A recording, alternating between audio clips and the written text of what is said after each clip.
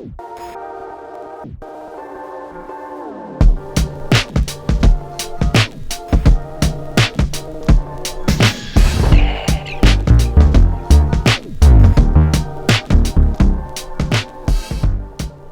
hermanos. ¿Cómo están? ¿Todo bien? Alegres, felices. Amén. Ayer tuvimos nuestra casa de milagros aquí en Neptunia. Fue en poder, power, mover de Dios, gloria a Dios. Aparte de eso, estamos en nuestro ayuno. Ya estamos entrando en la tercera semana. Ya como queremos acordar, termina, pasa rápido, ¿no? ¿Cuánto están ayunando? No le voy a preguntar, pero imagino que estén ayunando. Es importante, ¿verdad?, poder estar ayunando estos días. Amén. Y hoy me gustaría compartir una palabra que se llama algo que nosotros siempre decimos. Yo sé que el título aquí puede impresionar un poco. Pero, ¿y qué tiene que ver esto? Pero algo que nosotros decimos toda la Biblia, ¿verdad? Toda la Biblia, esto está, usted ya lo sabe de memoria, pero toda la Biblia apunta ¿para quién? Para Cristo. Todos los rituales en la Biblia apuntan ¿para quién? Para Cristo, lo que Cristo hizo en la cruz, ¿verdad? Y hoy yo quería compartir una palabra que se llama así: la novilla rojiza y el agua purificadora. Amén, la novilla rojiza y el agua purificadora. Y tal vez usted va a descubrir algo que no sé, ya había escuchado hablar, ¿verdad? Pero hoy nosotros vamos a estar hablando sobre algo importante, ¿verdad?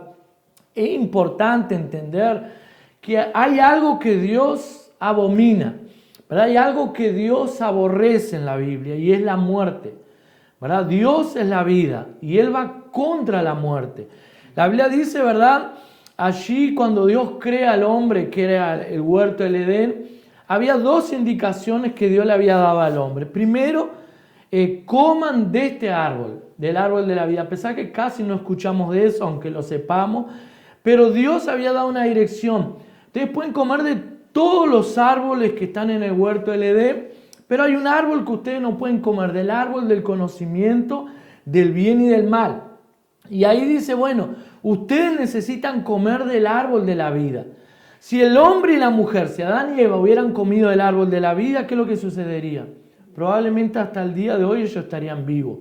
Pero ¿qué es lo que sucede? Cuando ellos comieron del árbol del conocimiento del bien y del mal, cuando desobedecieron a Dios, cuando pecaron, entró algo que nosotros acabamos de decir que Dios abominaba. ¿Qué es? La muerte. Dios es vida, ¿verdad? La muerte es contrario a Dios. Lo que Dios, ¿verdad? Él es vida. Entonces, cuando el hombre comía de aquel árbol de la vida, recibiría vida. Pero ¿qué es lo que sucede? El hombre comió del árbol del conocimiento del bien y del mal.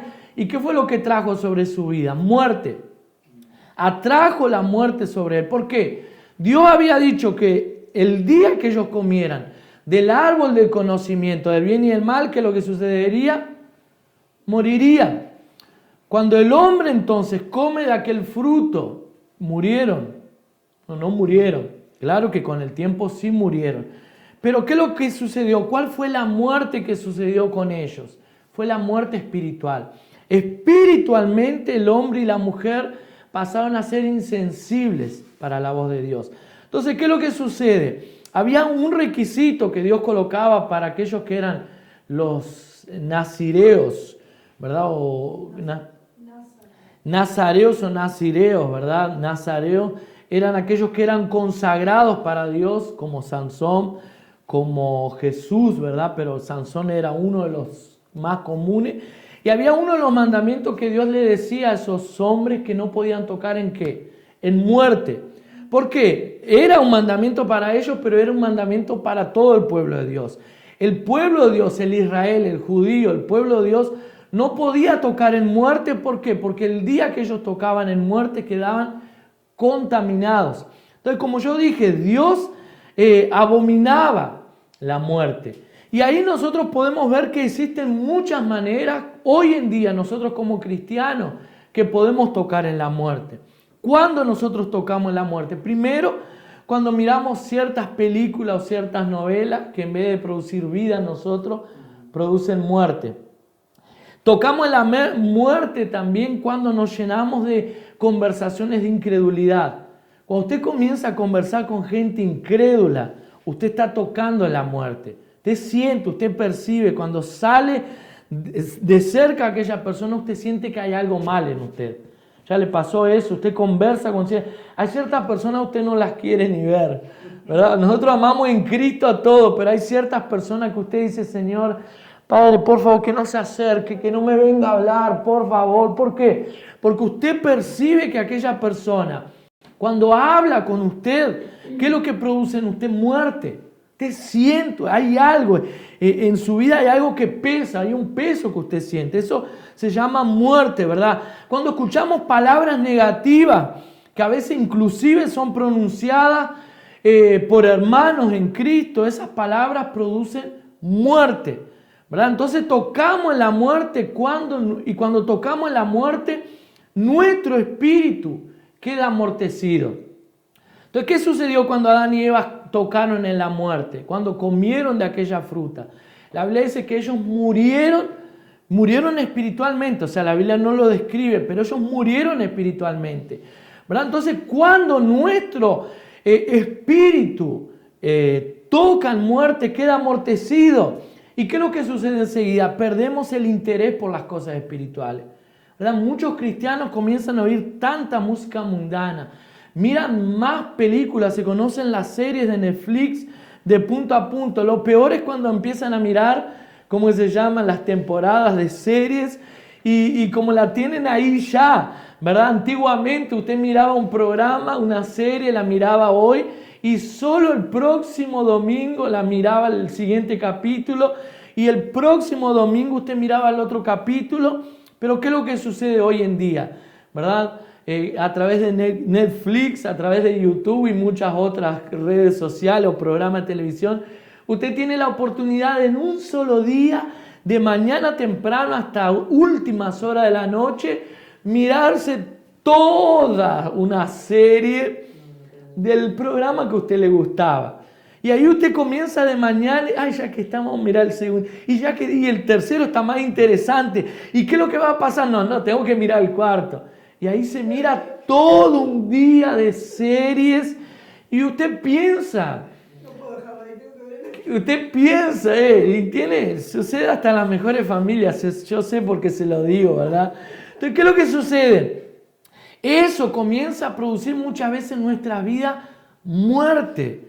Yo no sé cuántas veces usted hizo eso que yo coloqué ahora y cuando termina el día usted siente un peso, usted se siente pesado, se siente como que algo en usted está sucediendo, ¿verdad? Y eso es lo que produce amortecimiento espiritual, ¿verdad? Como dijimos, perdemos interés por las cosas espirituales, por el hambre, por la palabra, ¿verdad? Y la presencia de Dios disminuye en nuestra vida.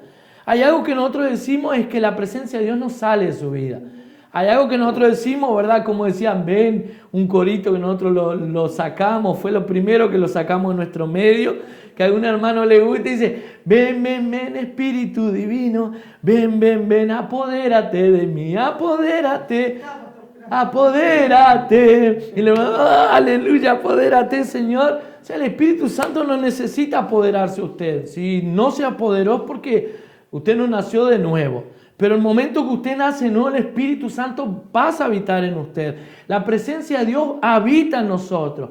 Pero dijimos que existe una diferencia entre lo que es la presencia de Dios habitando en nosotros y la presencia de Dios manifiesta, ¿verdad? La Biblia dice que Dios habita en nosotros, pero también estábamos hablando aquí en el curso antes con los líderes de alabanza, los hermanos que están envueltos en la alabanza, que existe la presencia donde Dios dice, donde están 2 o 3 congregados en mi nombre, allí yo estoy en medio de ellos. Entonces existe la presencia de Dios que está en nosotros y existe la presencia de Dios que se manifiesta.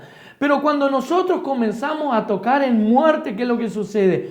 Nuestro espíritu comienza a quedar amortecido y nosotros comenzamos a perder el interés por las cosas de Dios. Yo no sé cómo pueden haber personas que quedan meses sin participar en un culto. Yo no sé cómo, no sé qué es lo que siente la persona, ¿verdad? Yo no sé cómo existen personas que quedan meses sin participar en la célula, en los cultos, en la vida de la iglesia, y cómo que la persona puede estar bien. Con seguridad no está bien, porque ¿cómo usted puede quedarse tanto tiempo sin desear la presencia de Dios? ¿verdad? Sabemos que en la célula Dios manifiesta su gloria, su presencia, pero hay una presencia diferente cuando estamos en el culto. Por eso nosotros decimos somos una iglesia de dos alas, ¿verdad? La célula una ala y el culto otra ala, ¿verdad? En la célula nosotros compartimos, ministramos aquello que Dios habló en el culto. Pero si usted no recibió nada en el culto, ¿cómo usted va a compartir en la célula? Hay hermanos que a veces ni siquiera escuchan la palabra, entonces la escuchan. Pero hay algo que sucede, ¿verdad? ¿Por qué es que nosotros cortamos un poco transmitir los cultos en vivo en nuestra iglesia? Porque las personas colocan la palabra, pero se van a hacer otra cosa. Ahí está el padre, la madre, los hijos, el domingo en la casa. Vamos a escuchar la palabra del pastor que está ministrando el domingo. Y ahí, ¿qué es lo que hace? ¿Verdad? Se ponen a charlar, ¿viste lo que hizo fulanito? Sí, el pastor está hablando aquí. Ahí comienza a hablar el marido, la mujer, los corridos. Uri, salí ahí, vení para aquí. Salí, deja a tu hermano, no le pegues. Mamá, papá, fulano me pegó. Ese era el culto suyo el domingo, ¿no? ¿Verdad? Y ahí, a no ser que sea como Juan, que estaba solito en su casa, pero quien tiene hijos sabe que eso es casi imposible. Y de toda la palabra que el pastor ministró, habrán quedado 3 o 4 cosas que él dijo. ¿Y qué fue lo que dijo? Y perdió, ¿verdad? Entonces, ¿qué es lo que sucede? Dijimos que cuando tocamos en muerte, nuestro espíritu queda amortecido, perdemos el interés por las cosas espirituales, el hambre por la presencia y la palabra de Dios disminuye, ¿verdad? Antes era apenas una canción. Llegaba aquí y comenzaba a cantar, cuán glorioso tu nombre es, y usted cerraba los ojos, de repente estaba en lágrimas, ¿verdad? Pero como el espíritu, dijimos, comienza a amortecer. Por tanto, tocar muerte, hay gente que pasa en todo un culto y no siente nada, ¿verdad? Yo veo a veces, estamos en la alabanza y de repente está adorando y usted está siendo tocado, pero hay gente que parece que está en Marte, en Júpiter, en Saturno. ¿Por qué? Porque esa sensibilidad para las cosas espirituales comienzan a ¿qué? A amortecer, ¿verdad? Comienza a amortecer en la vida de las personas. Y a veces, ¿qué es lo que sucede? A veces las personas piensan que lo que nos aparta de Dios, que lo que nos hace morir, ¿verdad? Espiritualmente tiene que ver con pecados morales, ¿verdad? Los pecados morales son los que matan espiritualmente a las personas. Pero ¿qué es lo que sucede? Por increíble que parezca, no es el pecado que mata espiritualmente a las personas. ¿Por qué? Porque si usted peca, si usted falla, ¿qué es lo que hace? Se arrepiente, se levanta, sacude el polvo y sigue para adelante. Pero ¿qué es lo que mata normalmente a las personas? ¿Verdad? Es cuando las personas comienzan a tocar en muerte. ¿Verdad? Y es un proceso. La persona deja de venir a los cultos, la persona deja de venir a las células, la persona pierde el interés por oír la palabra del Señor, las personas oyen más informativo y más redes sociales que lo que tiene que ver con alimento espiritual. Y ahí, ¿qué es lo que sucede? Muere espiritualmente, ¿verdad? Comienza a morir espiritualmente. Y aquí entonces, volviendo aquí a la palabra que le dije, yo voy a usar la nueva traducción viviente, por causa simplemente una palabra. Allí en Números capítulo 19, versículo 1 al 6. Número 19 del 1 al 6. Podés proyectar otra palabra, otra versión, puede ser la nueva versión internacional. Yo coloqué la nueva versión, la nueva traducción viviente por una sola palabra, ¿verdad? Dice así, Números 19 del 1 al 6. El Señor le dijo a Moisés y a Aarón, este es el requisito legal ordenado por el Señor. Díganle al pueblo de Israel que traigan una novilla de color rojizo. ¿Cuál es la que tenés ahí? ¿La misma que yo te dije? Que traigan una vaca de piel rojiza. Entonces, por el hecho de la palabra, ¿verdad? La Biblia decía una novilla, ¿verdad? Queda más correcto que una vaca. Entonces, traigan una novilla de color rojizo, un animal perfecto, sin defectos, al que nunca se le haya colocado un yugo para el arado. Entréguenla al sacerdote Eleazar para que sea llevada fuera del campamento y la maten en su presencia. Entonces Eleazar tomará con el dedo un poco de la sangre y la rociará 7 veces hacia el frente del tabernáculo. La novilla será quemada por completo. La piel, la carne y la sangre y el estiércol en presencia de Eleazar. Después el sacerdote Eleazar tomará un palo de cedro, una rama de hisopo y un poco de hilo escarlata y los arrojará en el fuego donde se quema la novilla. Amén. Antes de continuar con la palabra, cierre sus ojos. Padre, en el nombre de Jesús te pedimos que a través de tu Espíritu Santo tú traigas claridad a nuestros corazones. Padre, que quien esté oyendo aquí presencial o vaya a oír a través de YouTube, Señor, que pueda entender, que pueda quedar clara esta palabra, Señor, que pueda ser entendible y que puedan tener luz y revelación. Que no sea una palabra complicada, difícil, sino que sea clara para tus hijos en el nombre de Jesús. Amén y amén. Entonces, probablemente usted ya escuchó que Cristo es el Cordero de Dios que quita el pecado del mundo, ¿verdad? Pero nosotros dijimos que todo el Antiguo Testamento apunta ¿para quién? Para Cristo. Y aquí dice entonces que el Señor le dijo a Moisés y a Aarón, ¿verdad? Que trajeran una novilla.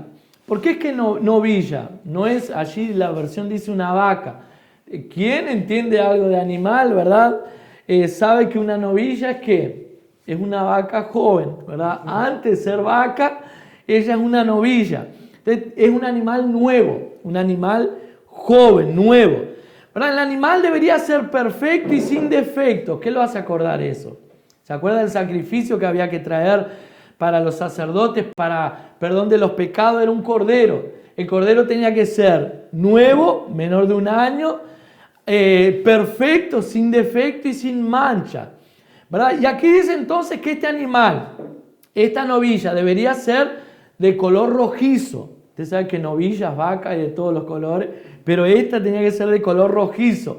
Un animal perfecto, sin defectos, al que nunca se le haya colocado un yugo para el arado. Entonces aquí en el capítulo 19 de Números podemos decir que esta novilla apunta ¿para quién? Para Cristo. Entonces la novilla es Cristo y vamos a entender un poco algunos puntos aquí en la palabra. Primero, ella debería ser rojiza. Rojo apunta ¿para qué? Sangre. ¿Verdad? Respecto a la novilla, el texto dice que debería ser rojiza, hembra y sin defecto, y que nunca haya cargado yugo. Y usted dice, pero no entiendo, porque Jesús no era mujer, ¿verdad? ¿Por qué es que la novilla debería ser una hembra si allá en el Antiguo Testamento el sacrificio que apuntaba para Cristo, que era un cordero, debería ser macho, menor de 1 año, sin defecto y sin mancha? ¿Por qué es que la novilla debería ser hembra? ¿Por qué es que una hembra? Hombre en la Biblia, macho o hombre en la Biblia, simboliza liderazgo, ¿verdad? Autoridad. Mientras que la mujer es representada a través de ¿qué? De la sumisión. Ya vio las cartas que escriben a las mujeres. Mujeres, sométanse a sus maridos. Maridos, ustedes como autoridad, ¿verdad? Honren a sus mujeres como vasos más frágiles. Allí cuando Adán y Eva pecan, la mujer fue que hizo al hombre pecar, pero Dios dice el pecado de Adán porque hombre apunta ¿para qué? Liderazgo. Mujer representa ¿qué? Sumisión. ¿Por qué es que la novilla apuntaba, tenía que ser una hembra? Porque Cristo se sometió al Padre hasta último momento. Juan 8:28 dice así, Juan 8:28. Por eso Jesús añadió, cuando hayan levantado al Hijo del Hombre, sabrán ustedes que yo soy y que no hago nada por mí, por mi propia cuenta, sino que hablo conforme a lo que el Padre me ha enseñado. Entonces, ¿qué es lo que dice Jesús aquí? Yo no hago nada de lo que yo quiero hacer. ¿Se acuerdan las últimas palabras allí en el Getsemaní? Jesús, ¿verdad? Le decía antes de ser crucificado, le dice, Padre, pasa si es posible esta copa de mí, pero que no sea como yo quiero, sino como tú quieres, ¿verdad? Entonces, dijimos que la novilla hembra apunta ¿para qué? Sumisión. ¿Por qué es que apunta para Jesús? Porque Jesús no vino a cumplir su propósito. Jesús vino a cumplir el propósito ¿de quién? De Dios. Jesús podría rebelarse contra el Padre. Jesús podría haber llegado en aquel momento y decir, mira, Dios, este mundo es demasiado pecador, Este mundo ya me cansaron, son demasiado incrédulos que hay veces que da ganas de hacer eso. Señor, llévatelos contigo. ¿Te los entrego o lo vienes a buscar, verdad? Hay veces que hay hermanos que son así, Señor, ¿te lo entrego o tú lo vienes a buscar? Jesús podría haber dicho así, pero ¿qué es lo que sucede? Él dice, no, yo vine a cumplir el propósito del que me envió. Amén. Yo vine hasta el fin, yo no hago nada de lo que yo quiero. O sea, sino que yo cumplo el propósito del Padre. Por eso que esa novilla era una hembra, representando ¿qué? Su misión, representando a Jesús. Otra de las características también dice la Biblia que era rojiza. Rojo apunta para sangre, pero rojo apunta, ¿sabe para qué también? En la Biblia, pecado. Allí Isaías 1:18 dice así, Isaías 1:18. Vengan, pongamos las cosas en claro, dice el Señor. Son sus pecados como escarlata, quedarán blancos como la nieve. Son rojos como la púrpura, quedarán como la lana. O sea, el pecado era ¿de qué color? Rojo, ¿verdad? ¿Apuntando para qué? O sea, el rojo apuntaba para qué, dijimos, para el pecado. Allí el rojizo apuntaba para el pecado, ¿por qué? La Biblia dice que en la cruz Jesús se hizo ¿qué? Pecado por nosotros. Él tomó todos nuestros pecados y se hizo pecado por nosotros. ¿Para qué? Para que nosotros seamos libres de todo pecado, libres de toda condenación. Él perdonó todos nuestros pecados pasados, presentes y futuros. Fue la declaración que hicimos hoy. Amén. ¿Está claro hasta ahí? ¿Verdad? Otra de las cosas que la novilla no podía tener era una novilla que no podía haber cargado peso, decía allí. ¿Verdad? En el versículo 2 decía en el final, sin defectos al que nunca se le haya colocado un yugo para el arado. O sea, esta novilla nunca tenía que haber cargado yugo de peso. El peso, ¿verdad? El yugo de peso habla de trabajo, ¿verdad? Usted sabe que los sacerdotes cuando entraban en el tabernáculo para ofrecer sacrificio al Señor, el sumo sacerdote tenía que vestir toda su vestimenta de lino fino. Inclusive hasta las ropas íntimas, ¿verdad? Los calzoncillos, todo era de lino fino. La ropa era de lino fino, ¿por qué? Porque el sacerdote no podía sudar, ¿verdad? El sacerdote no podía sudar cuando estuviese ofreciendo sacrificios para Dios. Porque el sudor apunta para ¿qué? Pecado, ¿verdad? El sudor es la consecuencia de ¿qué? De cuando Dios le dice a Adán, bueno, ahora por causa del pecado vas a ganarte el pan con el sudor de tu frente.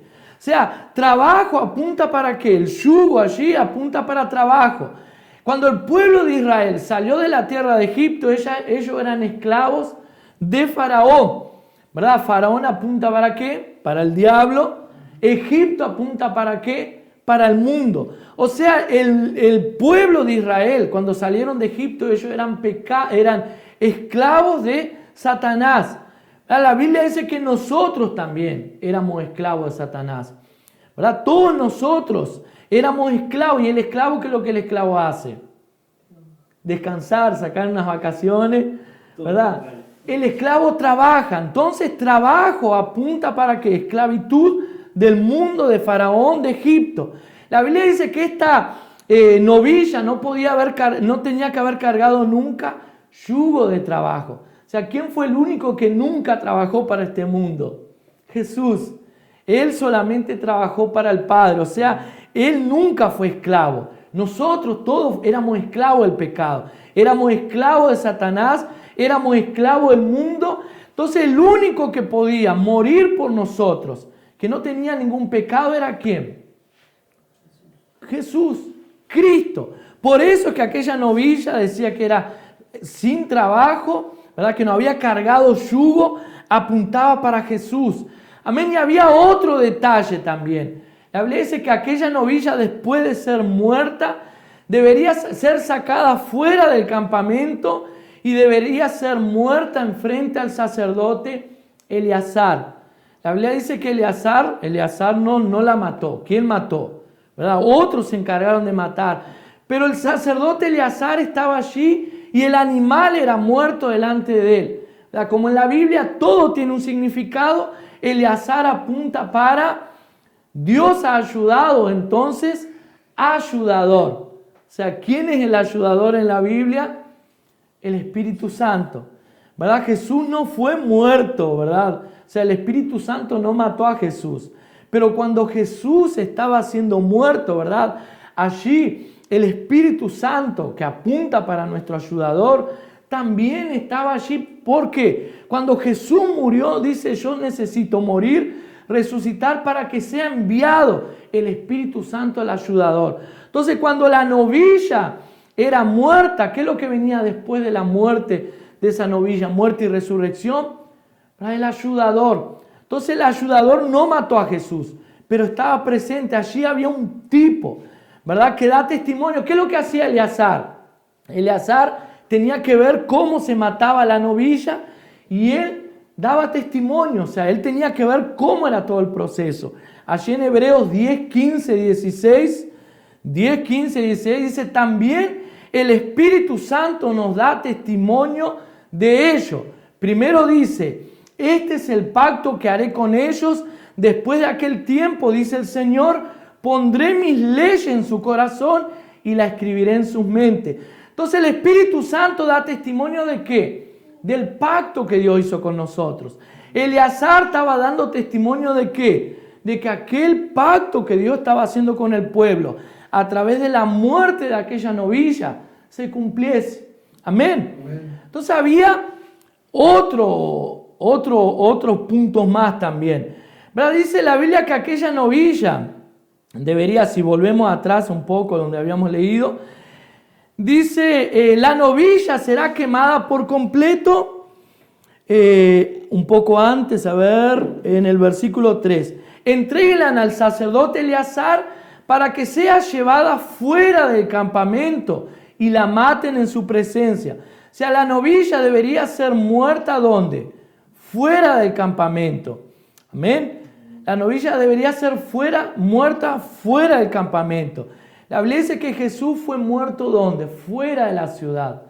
¿Verdad? El Señor Jesús fue muerto fuera de la ciudad para que se cumpliera lo que Él representaba. Dice allí Hebreos 13, 11 y 12, Hebreos 13, 12 y 11, porque el sumo sacerdote introduce la sangre de los animales en el lugar santísimo como sacrificio por el pecado, pero los cuerpos de esos animales se queman fuera del campamento. Por eso también Jesús, para santificar al pueblo mediante su sangre, sufrió fuera de la puerta de la ciudad. O sea, aquella novilla debería ser muerta fuera de la puerta de la ciudad, y la Biblia dice que Jesús murió fuera de la puerta de la ciudad. Cuando aquella novilla entonces se mataban aquella novilla, el sumo sacerdote tenía que agarrar la carne, ¿verdad?, con piel y todo, y quemar aquella novilla. Pero cuando quemaba había otro punto importante que él tenía que hacer. Dice que el sacerdote Eleazar tenía que agarrar cedro y hisopo. Yo sé que usted escucha hisopo y piensa que son los hisopos que ellos usan para pasarle la sal al cordero que se está quemando. Hisopo era una planta. La planta es una de las plantas más pequeñas de Israel. Y el cedro era uno de los árboles más grandes de Israel. O sea, enseguida que el animal era quemado, debería también quemar junto con el animal cedro y también hisopo. ¿Por qué?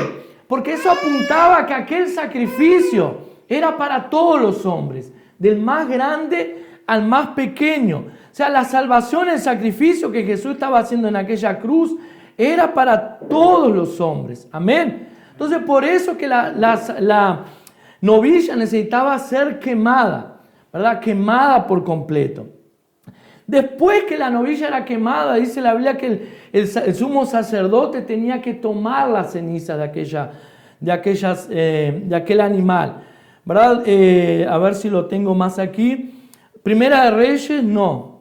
Ahí mismo, versículo, Hebreos no. Ahí mismo, donde leímos, Números 19. Dice el versículo 4, entonces Eleazar tomará con el dedo un poco de la sangre y la rociará 7 veces hacia el frente del tabernáculo. La novilla será quemada por completo, la piel, la carne, la sangre y el estiércol en presencia de Eleazar. Después el sumo sacerdote Eleazar tomará un palo de cedro, una rama de hisopo y un poco de hilo escarlata y lo arrojará en el fuego donde se quemará la novilla. Amén. Entonces, ¿qué es lo que sucede? La novilla era quemada por completo. Y ahí dice la Biblia, quemada por completo. Hebreos, sí, eso ya lo leímos. ¿Qué es lo que sucede? Cuando la novilla era quemada por completo, ¿qué era lo que sobraba? O sea, cuando usted quema algo por completo, ¿qué es lo que sobra? ¿Qué es lo que queda después que usted quema? Cenizas. ¿Verdad? Si nosotros vamos a ver un poco más adelante aquí las cenizas. Pero las cenizas apuntan para la obra consumada. ¿Cuáles fueron las últimas palabras de Jesús cuando estaba en la cruz? Está consumado, está todo hecho. O sea, ¿qué es lo que Jesús estaba diciendo? Ya la obra fue hecha. Por eso es que la palabra que nosotros estamos ministrando estos días sobre la gracia y sobre la ley. ¿Qué es la ley? Yo aún necesito hacer algo para ser agradable delante de Dios. Yo aún necesito cumplir algo más. Porque yo lo que hago no es suficiente, ¿verdad? Está clara esa palabra. Pero ¿qué es la obra consumada en la cruz? Cuando Jesús murió en la cruz dice, ya está todo hecho, ya está todo cumplido. Ustedes no tienen que hacer más nada. Lo único que nosotros tenemos que hacer ahora es tomar las promesas de Dios para nuestras vidas a través de ¿qué? De la fe. Lo único que usted tiene que hacer ahora es creer. Usted no tiene que hacer obras para agradar a Dios. Porque Jesús ya hizo todo en la cruz del Calvario. Entonces, cuando aquella novilla era quemada por completo, estaba diciendo que se quemó todo. Ya está todo completo. Ya está la obra completa sobre nuestras vidas. Entonces, Jesús, en verdad, allí en la cruz, Él fue consumido por completo. ¿Para qué? Para que hoy nosotros podamos disfrutar de esa obra consumada. Amén. Pero había otro ritual también. Abre allí en Números 19, versículo 9. Números 19, allí todavía el mismo capítulo 19, continuando lo que comenzamos a leer, dice así: un hombre ritualmente puro recogerá las cenizas de la vaca. O sea, después que la vaca es quemada por completo, que quedan solo las cenizas, dice: un hombre ritualmente puro recogerá las cenizas de la vaca y las llevará a un lugar puro fuera del campamento. Allí se depositarán las cenizas para que la comunidad israelita las use como sacrificio expiatorio junto con el agua de purificación. Versículo 11. Quien toque el cadáver de alguna persona quedará impuro 7 días. Para purificarse los días 3º y 7º, usará el agua de la purificación, así quedará puro. Pero si no se purifica durante esos días, quedará impuro. Versículo 17. Y para el inmundo, o sea, estaba el impuro y estaba el inmundo. Y para el inmundo tomarán de la ceniza de la vaca quemada, de la expiación, y echarán sobre ella agua corriente en un recipiente. O sea, otro de los puntos, habíamos dicho el primer punto, la novilla es Cristo. Después las cenizas son la obra consumada. La Biblia dice que una vez que la vaca es consumida por completo, ellos deberían tomar las cenizas, ¿verdad? Las cenizas, y esa ceniza entonces se usaba para purificación, ¿verdad? Decía, un hombre ritualmente puro recogería las cenizas de la vaca y las llevará a un lugar puro fuera del campamento. Allí se depositarán las cenizas para que la comunidad israelita las use para sacrificio expiatorio junto con el agua de purificación. Había un agua que se usaba para purificación de los pecados. Entonces esas cenizas junto con el agua de purificación eran usadas para que aquellos que habían tocado un cadáver sean limpios, ¿verdad? Dijimos recién, ¿verdad? Cómo nosotros tocamos en muerte cuando nos contaminamos con palabras, cuando miramos muchas películas impropias, cuando oímos palabras negativas, cuando oímos palabras de muerte, ¿qué es lo que sucede? Comenzamos ¿a qué? A traer muerte sobre nuestras vidas. Entonces, cuando alguien tocaba muerte, quedaba impuro.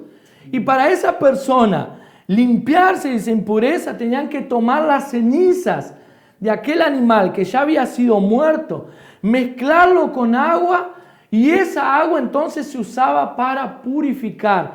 Y ahí entonces dijimos que las cenizas apuntan ¿para qué? Para la obra consumada, la obra completa. El animal ya estaba muerto, o sea, aquellas cenizas significaban, ¿verdad?, que ya se había hecho todo. O sea, ya se quemó todo el animal. No hay más nada para quemar, ¿verdad? La vaca, la novilla rojiza, ya había sido quemada por completo.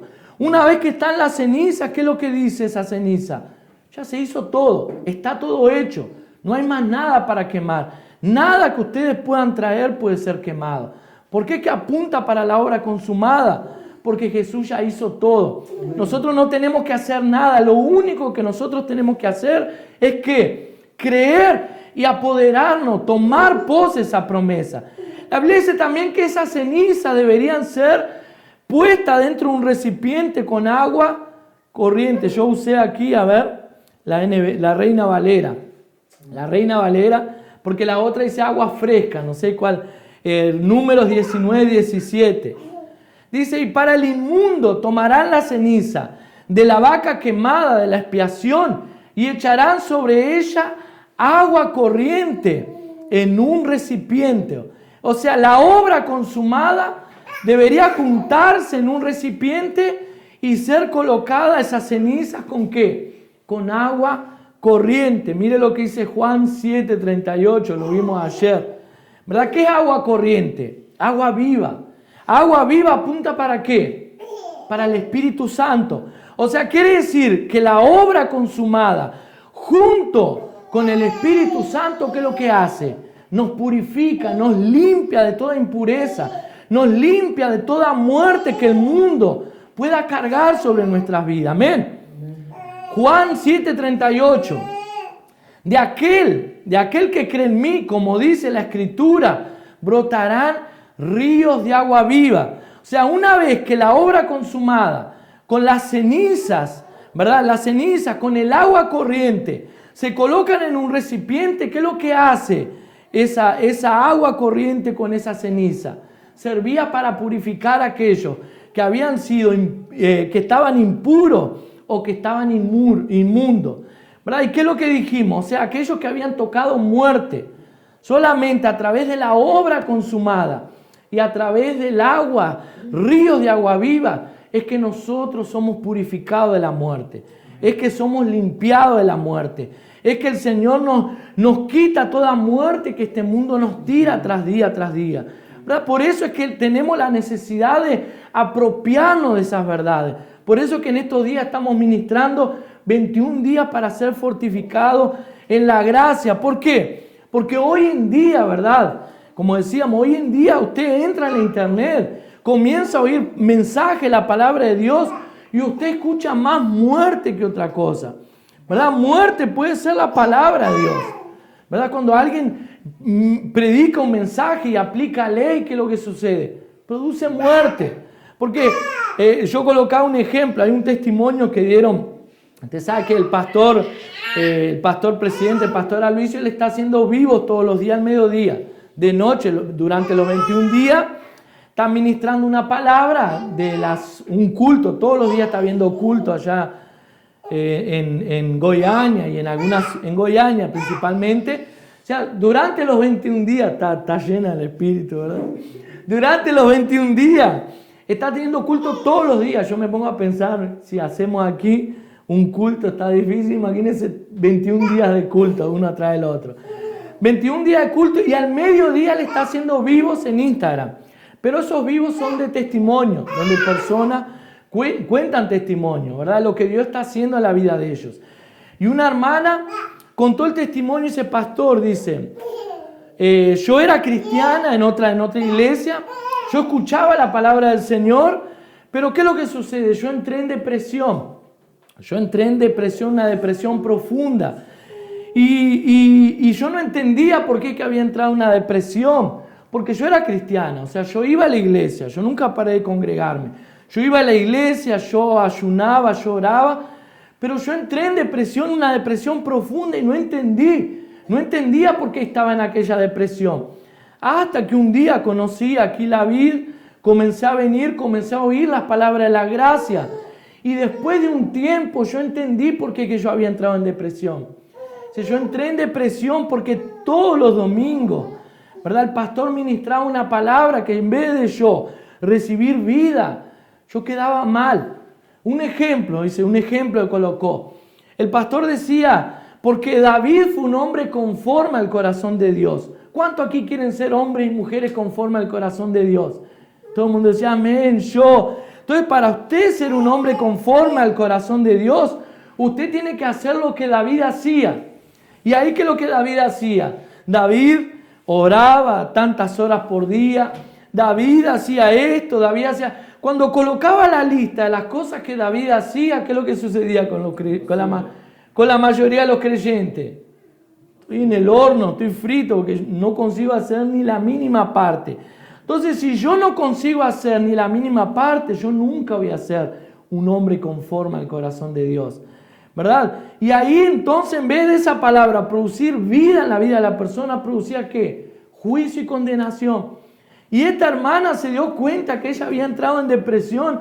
No era por otras situaciones que habían pasado. Ella entró en depresión, ¿por qué? Por oír palabras de muerte, palabras de condenación, por sentirse que ella nunca iba a estar apta para agradar a Dios, ¿verdad? Y hoy en día, si usted entra en el internet, escucha más palabras de muerte que palabras de vida, ¿verdad? La Biblia dice entonces que esa palabra, esa ceniza, debería ser colocada dentro de un recipiente con agua corriente, dice allí en el versículo 17 que leímos, ¿verdad? Versículo 17, capítulo 19. Y para el inmundo tomarán de la ceniza la vaca quemada, de la expiación, y echarán sobre ella agua corriente en un recipiente.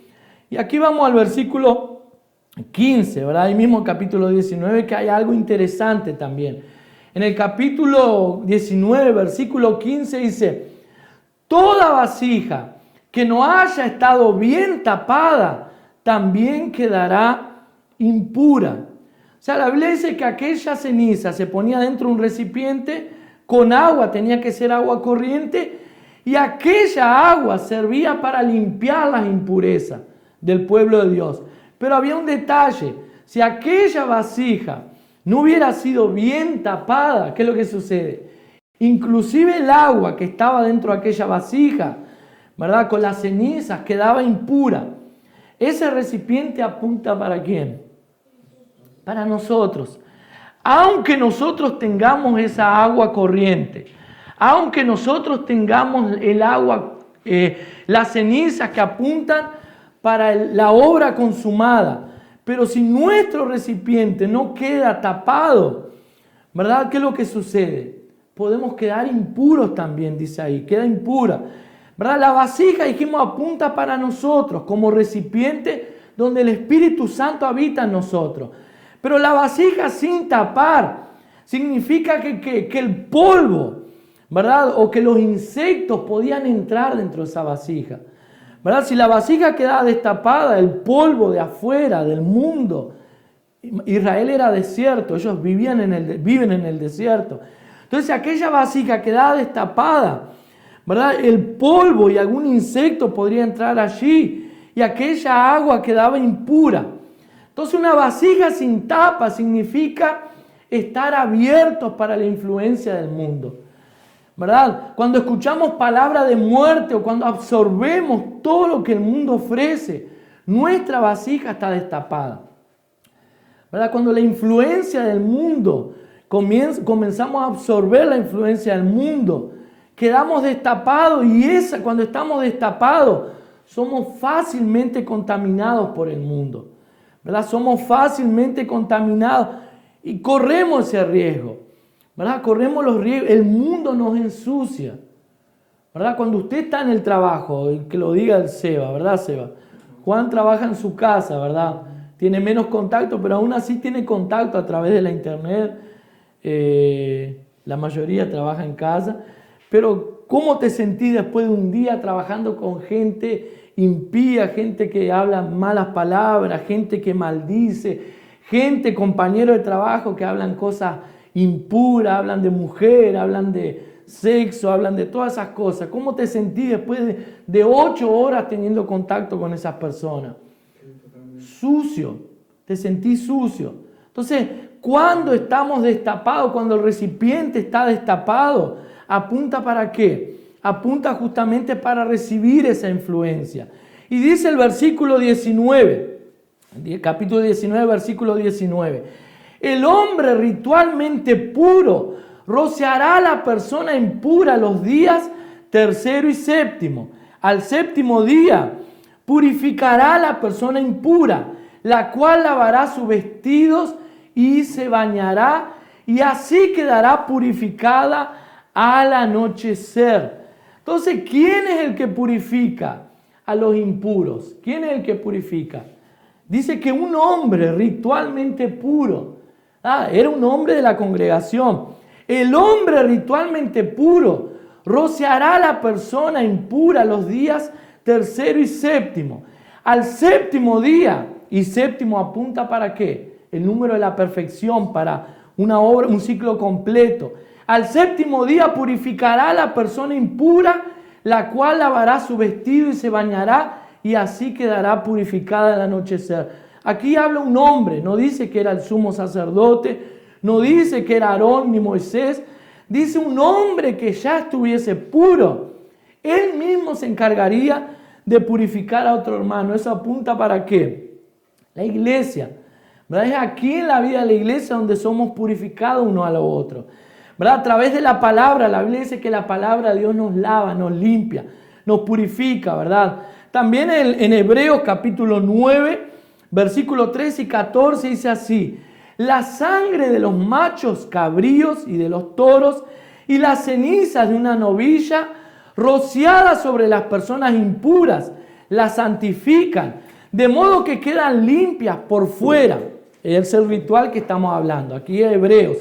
Así, si esto es así, ¿cuánto más la sangre de Cristo, que por medio del Espíritu Eterno se ofreció sin mancha a Dios, purificará nuestra conciencia de las obras que conducen a la muerte, a fin de que sirvamos al Dios viviente? Aquí, todo lo que hablamos aquí, desde que comenzamos la palabra hasta ahora, Hebreo lo define, ¿verdad? Hebreo lo deja claro, más claro, aquí échale agua, ¿verdad?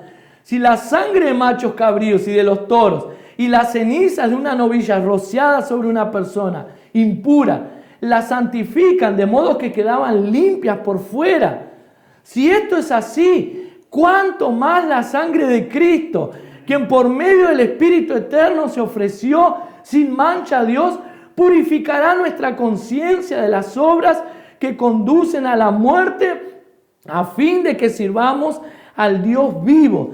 Y es interesante que aquí no dice purificará su cuerpo, aquí no dice purificará su mente, su alma, dice purificará su conciencia, ¿verdad? Tiene que ver sí, con alma, ¿verdad?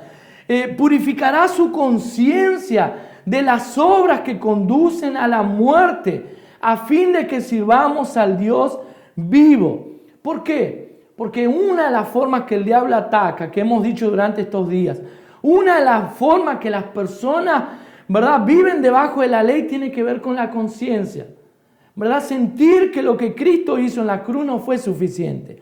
Sentir que yo no he hecho lo suficiente para merecer algo de Dios. Y la Biblia dice que ese sentir delante de Dios se transforma en obras muertas. Cuando usted sirva a Dios queriendo hacer algo para agradarlo y no creyendo lo que Él ya hizo, estamos haciendo obras muertas para el Señor. Pero cuando nosotros creemos que la sangre de Cristo, que por medio del Espíritu Santo nos purificará de nuestras conciencias, de las obras que nos conducen a la muerte, ¿qué es lo que sucede? Servimos al Dios vivo, dice allí. Amén. Y para finalizar, dice entonces también que aquella, allí, ¿verdad? También esas aguas o esa sangre del animal, la sangre del animal dice que debería ser tomada por el sacerdote Eleazar y esparcirla enfrente al tabernáculo. Entonces allí había ¿qué? Para la purificación, había sangre y había agua también. Con el agua se limpiaba, se purificaba aquellos que estaban impuros, inmundos. Y agua y sangre apunta ¿para qué? ¿Quién se recuerda?